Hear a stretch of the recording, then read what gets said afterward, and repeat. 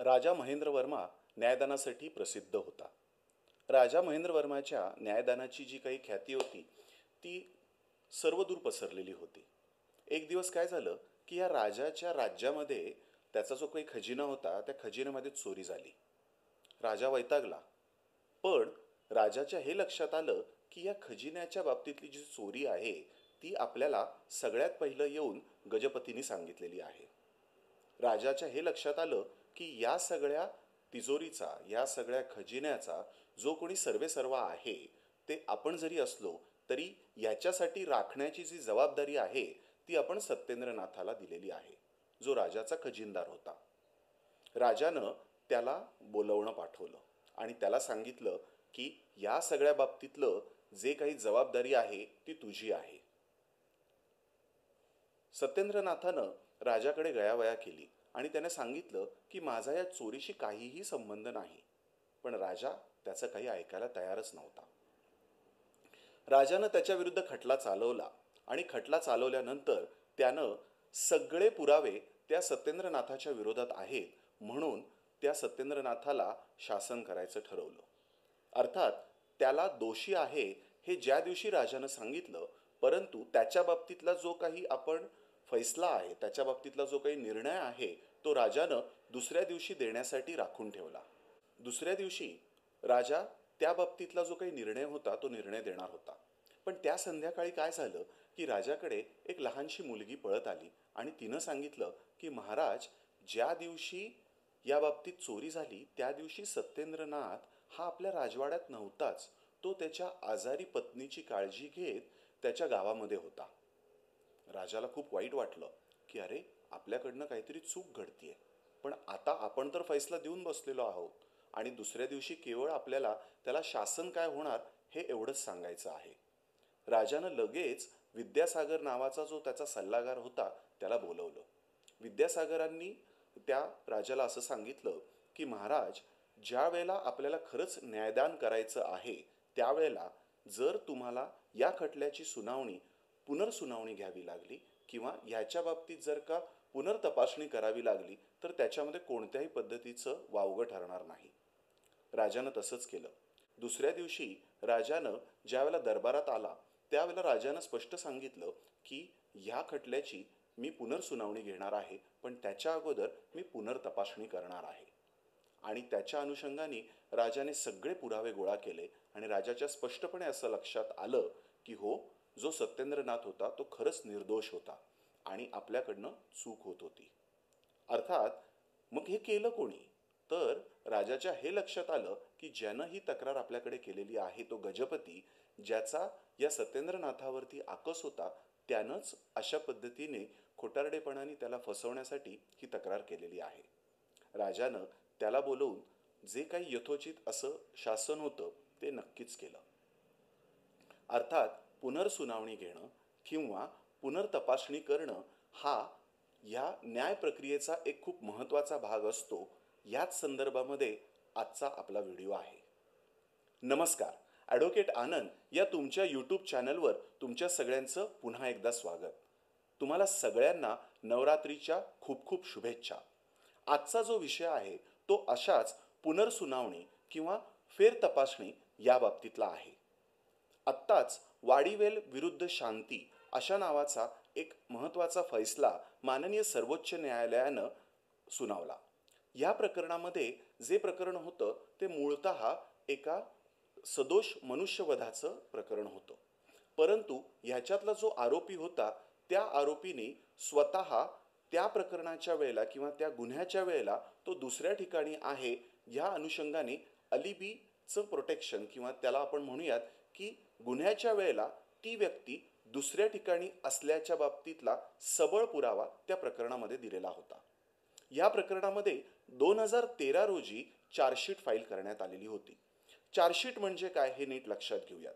ज्या वेळेला अशा स्वरूपाचे गंभीर गुन्हे घडतात त्यावेळेला जे इन्व्हेस्टिगेटिंग ऑफिसर असतात किंवा जी पोलीस यंत्रणा असते, पोलीस यंत्रणा या बाबतीत त्यांचा जो काही सखोल अभ्यास करून, सखोल इन्व्हेस्टिगेशन करून, त्याच्या बाबतीतलं जे काही तपासणी करून जे तपासणीचं कागदपत्र माननीय कोर्टामध्ये जे दाखल करतात त्याला आपण या पद्धतीने दाखल केलेला इन्व्हेस्टिगेटिंग रिपोर्ट अशा स्वरूपाने म्हणतो आणि त्याचंच नंतर स्वरूप हे चार्जशीटमध्ये होतं.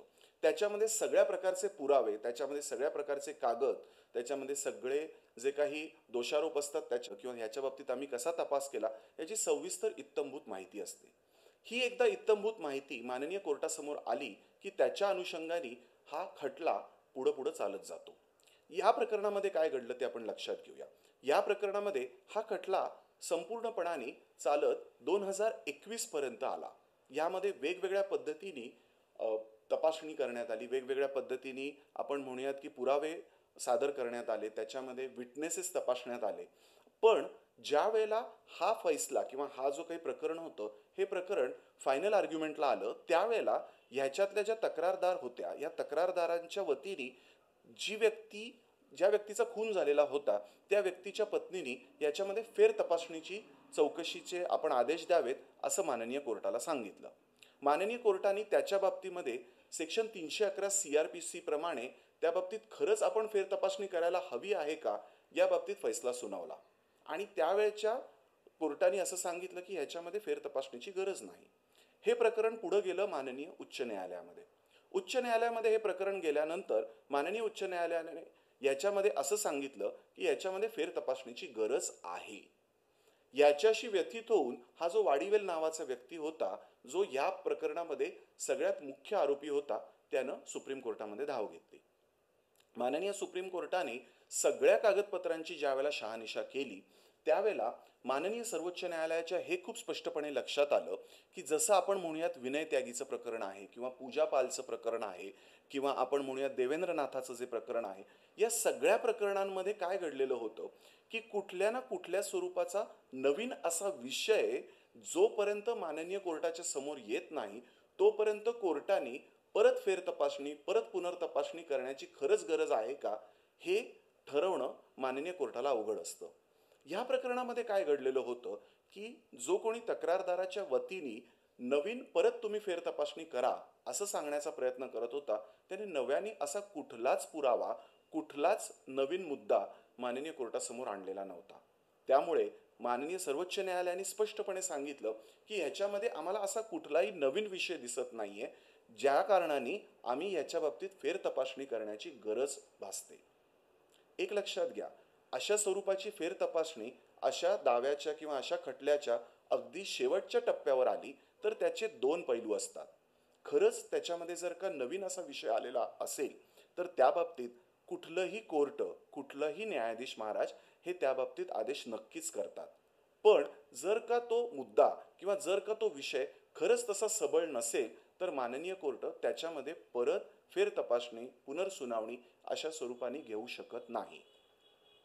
जुन्या CRPC मध्ये 173 उपकलम 8 प्रमाणे अशा स्वरूपाने नवीन काही रिइन्व्हेस्टिगेशन करून जे कुठली तपास यंत्रणा आहे त्यांना नवीन चार्जशीट किंवा अतिरिक्त चार्जशीट फाईल करण्याचा अधिकार असतो.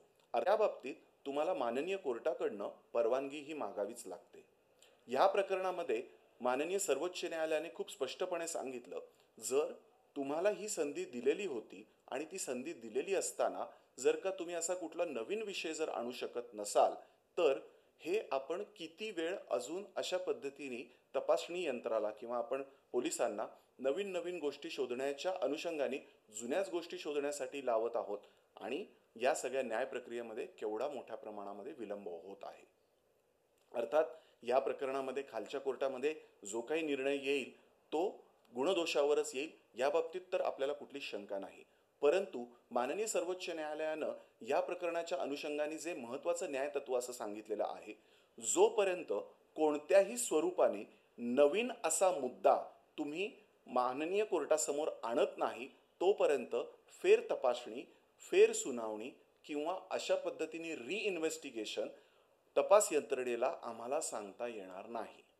अर्थात सर्वोच्च न्यायालयानं दिलेला हा फैसला आहे त्यामुळे हा आपल्या भारतातल्या सर्व न्यायाधीशांना किंवा सर्व न्यायालयांना ॲप्लिकेबल आहे आणि त्यामुळेच हा जो काही खटला आहे हा अत्यंत महत्त्वाचा ठरतो.